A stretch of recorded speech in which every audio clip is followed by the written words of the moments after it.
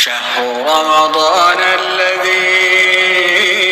أنزل فيه القرآن۔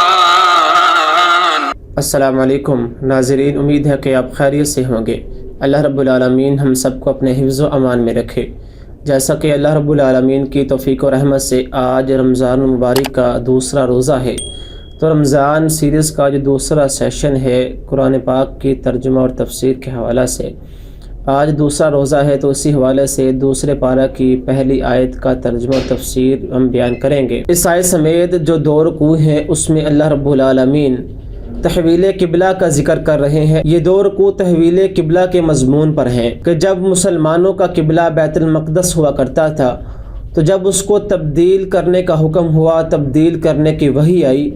تو تب کا مضمون اللہ رب العالمین ان آیات کے اندر بیان کر رہے ہیں۔ جب نبی کرم صلی اللہ علیہ وآلہ وسلم مکہ کے اندر نماز پڑھا کرتے تھے،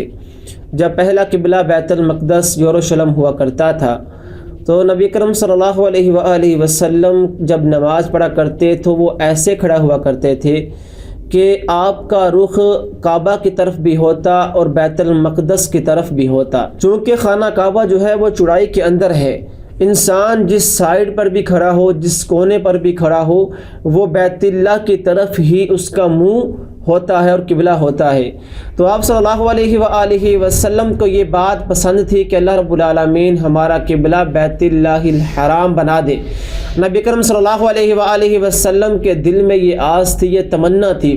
نبی کرم صلی اللہ علیہ وآلہ وسلم کا یہ شوق تھا کہ آپ صلی اللہ علیہ وآلہ وسلم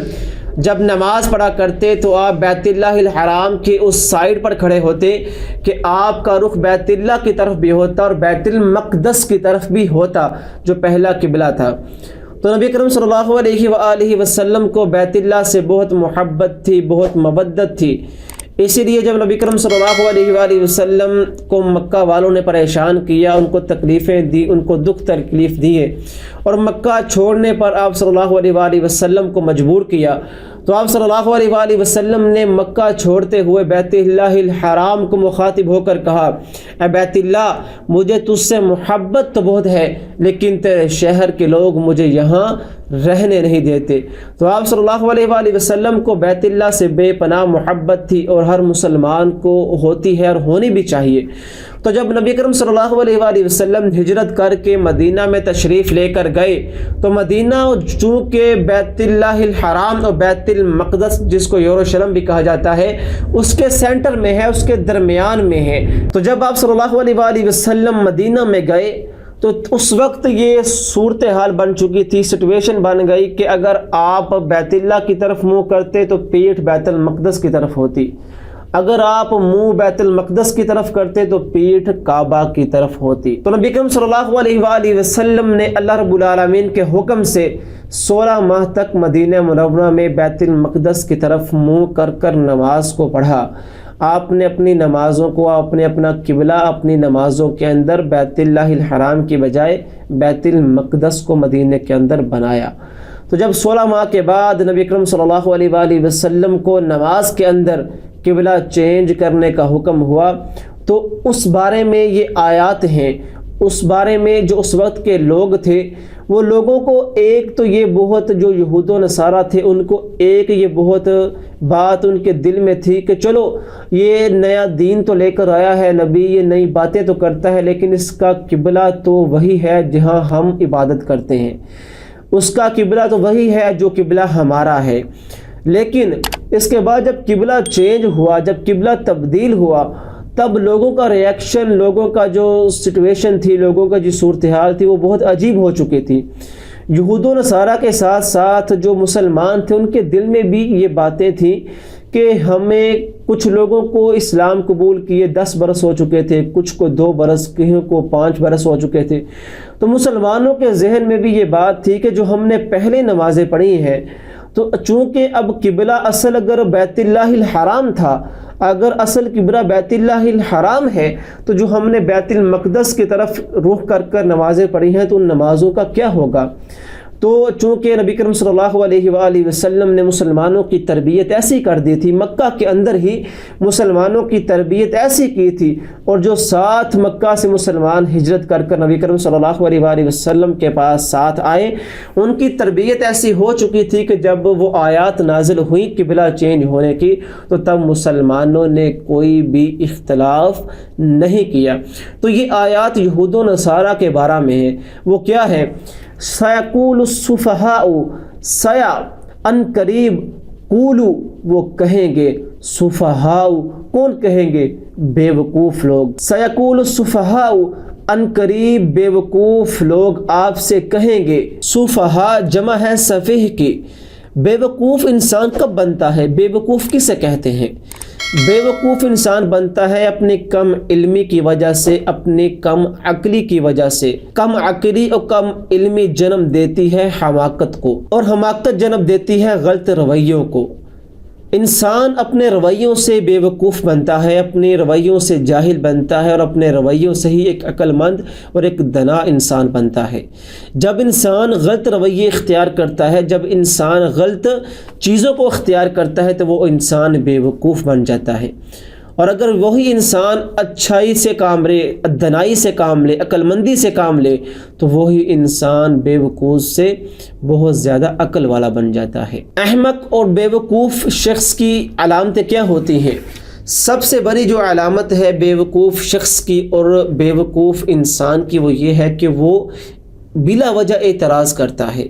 بلا وجہ ہر بات پر ٹوکتا ہے اور اعتراض کرتا ہے۔ دیکھیں، ایک بچہ ہے جو بہت چھوٹا ہے، وہ کم سمجھ ہوتا ہے، آپ جو بھی کام کریں چاہے وہ کتنا ہی ضروری ہو، وہ بچہ آپ سے ضرور پوچھے گا یہ آپ کیوں کر رہے ہیں، یہ کیا کرنے کا مقصد ہے۔ مثال کے طور پر اگر آپ پڑھائی کر رہے ہیں، آپ قرآن پڑھ رہے ہیں، تو وہ آپ سے پوچھے گا یہ کیوں پڑھ رہے ہیں، اس کا کیا فائدہ، آپ کیوں پڑھ رہے ہیں، یہ پڑھنے کا کیا مقصد ہے، وہ ایسے سوال کرے گا۔ چونکہ وہ بچہ ہے تو اس کے کم سمجھ کی وجہ سے اس کو ہم معاف کر سکتے ہیں، لیکن اگر کوئی انسان جو اپنے آپ کو دانا بھی کہتا ہو، عقل مند بھی کہتا ہو، تو وہ ایسے اعتراضات اٹھائے تو اس کو پھر اللہ رب العالمین کے قرآن کی نص سے ہم اس کو سفہاء بے وقوف کہیں گے۔ اب یہاں بات ہو رہی ہے یہودیوں کی کہ سیقول السفہاء من الناس ما ولاہم عن قبلتہم التی کانوا علیہا، وہ ان قریب بے وقوف لوگ کہیں گے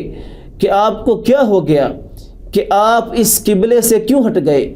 آپ کا جو پہلا قبلہ تھا آپ اس سے کیوں ہٹ گئے، کیا ہو گیا، ایسی کون سی بات ہو گئی کہ آپ اس قبلے سے ہٹ گئے۔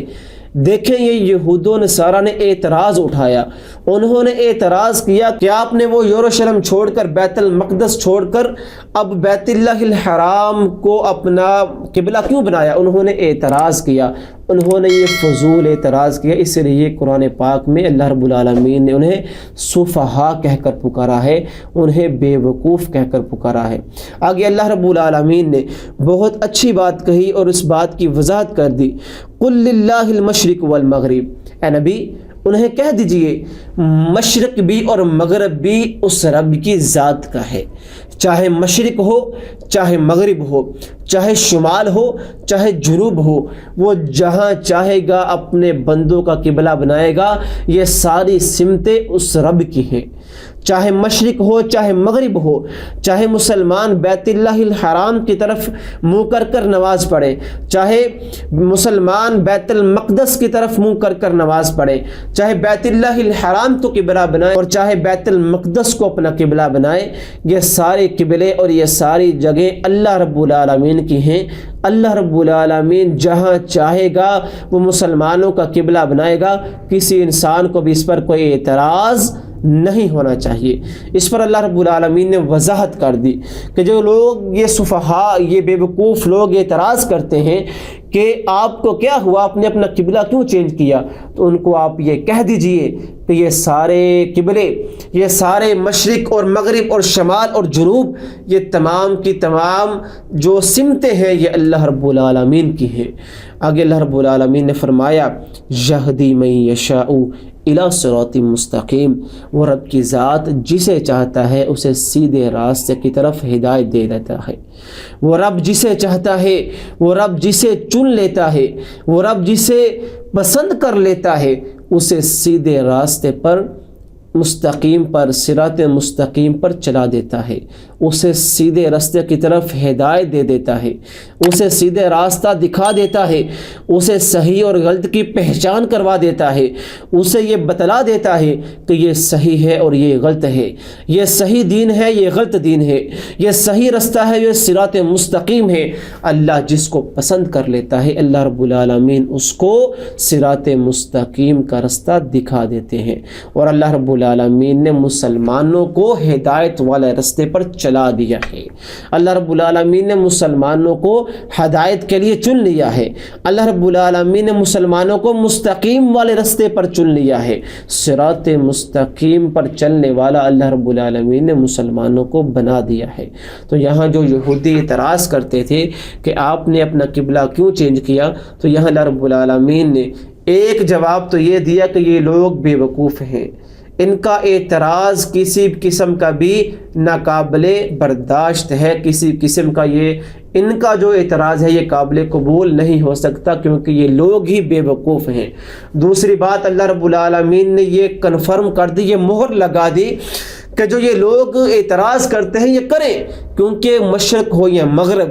اللہ رب العالمین اس کا مالک ہے، اللہ جہاں حکم دے گا وہاں مسلمان منہ کر کر نماز پڑھیں گے۔ اور آگے اللہ رب العالمین نے